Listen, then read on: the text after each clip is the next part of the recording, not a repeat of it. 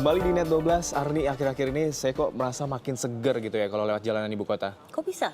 Karena banyak yang pasang senyum manis, Oh. ditambah dengan slogan-slogan janji ingin memakmurkan rakyat. Maksud kamu itu caleg Betul. ya? Memang belakangan ini banyak sekali caleg perempuan. Itu dari seluruh yang mencalonkan diri di tahun 2014 ini, 37%-nya memang perempuan nih, Sakti. Nah, masalahnya kredibilitasnya gimana nih, Arni? Jangan kamu yang nanya, karena Yana mau nanya.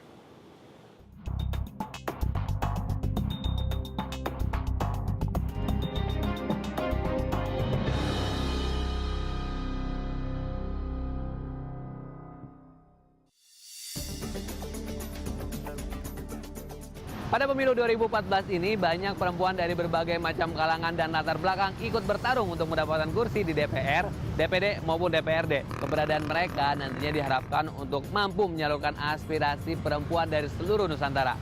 Apalagi sekarang perempuan mempunyai jatah 30% dari total pencalegan dari setiap partai. Tapi sebenarnya apa sih yang diharapkan oleh para perempuan Indonesia terhadap para caleg perempuan? Waktunya Yana mau nanya. Halo, siang Ibu. Ganggu dikit ya Bu ya. Bu, bentar lagi kan ini sekarang kita mau ngadepin yang namanya pemilu ya Bu ya. Kira-kira Ibu tahu nggak caleg wanita yang bakal maju di pemilu ini siapa aja? Tahu siapa? Tahu nggak? Nggak tahu. Nggak ada yang tahu. Terus menurut Ibu nih ya Bu, keberadaan wanita di parlemen atau di legislatif itu penting atau nggak? Ya penting. Kenapa? Ya harus iniin kaum wanita dong, berjuangin, jangan cuma ngomongnya doang. Apa-apa sembako murah, dia kan tahu kan kalau perempuan. Saya mau nanya nih ya Bu ya. Sebentar lagi kita mau pemilu nih 2014 nih ya. Kira-kira Ibu caleg perempuan ada yang kenal atau nggak? Nggak ada, Sama sekali nggak ada Bu. sama sekali. Terus menurut Ibu nih ya, keberadaan perempuan di legislatif atau di parlemen itu penting atau enggak? Penting, lebih penting. Karena Kita sebagai wanita harus ada yang tanggung jawab di atas wanita juga. jadi harus ada yang mewakili ya Bu ya. Terus kalau sekarang harapannya terhadap para perempuan nih yang nyalek terus nantinya duduk di kursi parlemen apa aja Bu?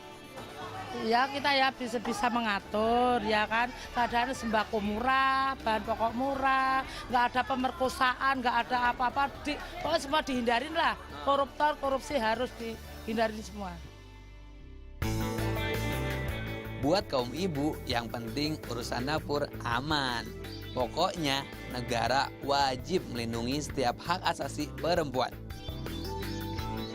Halo, perempuan itu wajib disayang karena di tangan mereka lah generasi bangsa dipersiapkan. Itu sebabnya harus ada yang menyuarakan isi hati kaum perempuan di badan pemerintahan. Soal kuota perempuan di legislatif emang udah diatur sejak tahun 2003. Perempuan Indonesia dapat jatah khusus di kuota pencalonan anggota dewan dari setiap partai, yaitu sebesar 30%. Nah, nggak heran kalau di pemilu 2014, senyum para Sri Kandi makin banyak bertebaran mulai dari artis, pengusaha, sampai ibu rumah tangga. Sayangnya, usut punya usut, masih banyak partai yang kesulitan memenuhi kuota yang cuma 30% itu. Jangan-jangan gara-gara itu banyak parpol yang pasang tampang terkenal. Apalagi kalau bukan untuk naikin elektabilitas plus cepat penuhin kuota. Astagfirullah, maafin Yana ya Allah, Yana suudzon. Tobat mending tanya ke ahlinya.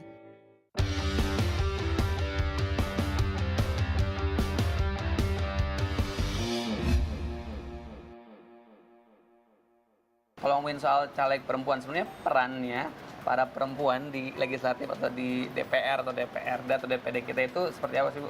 Semua anggota dewan ini adalah wakil rakyat. Jadi dia harus merepresentasikan, mewakili rakyat kan itu sebetulnya. Jadi tidak harus membedakan jenis kelamin seperti itu. Tapi perempuan diharapkan lebih tentunya karena dengan fitrahnya sebagai perempuan, naluri kewanitaannya itu dalam memimpin, dalam merepresentasikan rakyat itu tentunya harus beda. Dalam arti ada nuansa keibuan, nuansa ketulusan, nuansa kejujuran, nuansa amanah itu lekat dengan perempuan. Meski masih di bawah 30%, seenggaknya persentase keterwakilan perempuan terus meningkat ya dibanding periode-periode sebelumnya. Pada tahun 1999, jumlah perempuan yang terpilih untuk duduk di parlemen hanya sekitar 9,2%. Jumlahnya kemudian meningkat ke angka 11,81% pada tahun 2004 dan naik lagi ke angka 18% di periode yang lalu.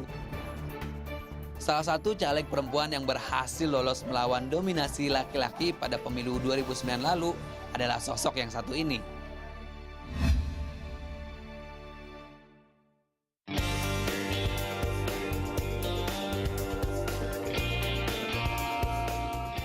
Puas menjajal panggung catwalk, ia mencicip panggung politik. 5 tahun nyicip kursi parlemen, apa saja ya yang sudah disuarakan ibu satu ini? Salah satu kerja anggota DPR itu adalah membuat undang-undang. Nah, jadi di situ kontribusi saya adalah saya juga turut membuat undang-undang BPJS Kesehatan. Dan menurut hemat saya, kontribusinya buat perempuan itu sangat luar biasa. Karena dengan undang-undang BPJS Kesehatan, perempuan insya Allah tidak akan kekurangan gizi. Kita ngomongin soal jatahnya 30% di perempuan di legislatif itu, menurut Ibu Oki itu cukup atau enggak? Untuk sementara waktu 30% cukup. Karena apa? Secara faktanya ya, sekarang baru 18%. Tadi Jana udah bilang, susah nggak sih atau apa sih saya masuk ke dalam dunia politik begitu ya? Karena memang perempuan masuk ke dunia politik itu agak alergi. Kalau ada misalnya seorang perempuan ditawarkan, mau jadi presenter atau mau jadi politisi, pasti mereka semangat lebih jadi presenter gitu ya, karena memang politis tadi kesannya itu dunia pria, keras dan lain sebagainya. Meskipun masih didominasi pria, pada pemilu 2014 ini, perempuan dari berbagai latar belakang masih tak gentar untuk ikut bertarung pada pesta demokrasi 5 tahunan ini.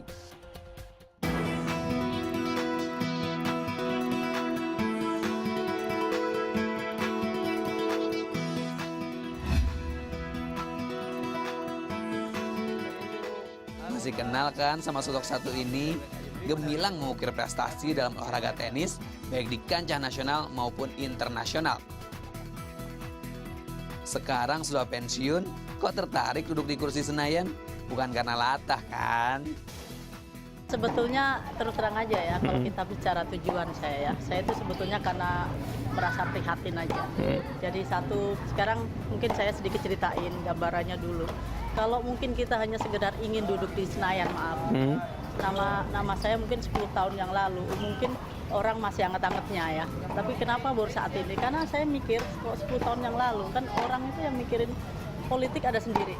Saya mikirin jalur olahraga kan.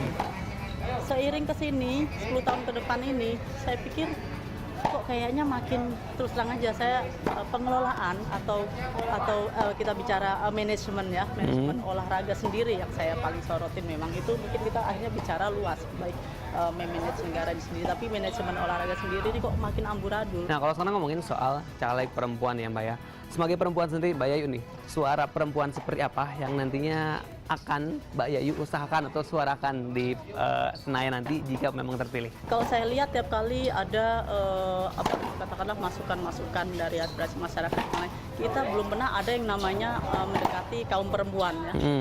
Kaum perempuan maunya apa? Ya, katakanlah ada mungkin kaum dari Muslim ya, apalagi kita di Jawa Tengah itu kental sekali dengan kaum perempuan Muslim. Nah, apa sih aspirasi mereka yang ingin kita bawa? Justru itu kan yang kita terjun. Kalau Yana sih paham banget, perempuan itu manusia super. Termasuk para wanita yang jadi wakil rakyat. Gak cuma harus lantang menyuarakan aspirasi rakyat, tapi juga matang menjalankan perannya sebagai ibu sekaligus istri. Jadi wakil rakyat yang amanah, keluarga juga sakinah, mawadah, warohmah. Dari hasil nanya sana, nanya sini, ternyata banyak kok perempuan Indonesia yang bisa memberi warna baru di legislatif. Dan sekarang mau perempuan atau laki-laki, pilihannya ada di tangan Anda. Yang penting jangan golput. Nah, sekarang masih ada yang mau nanya tapi nggak tahu gimana dan kemana nanyanya. Selain aja sama Yana, karena Yana selalu mau nanya.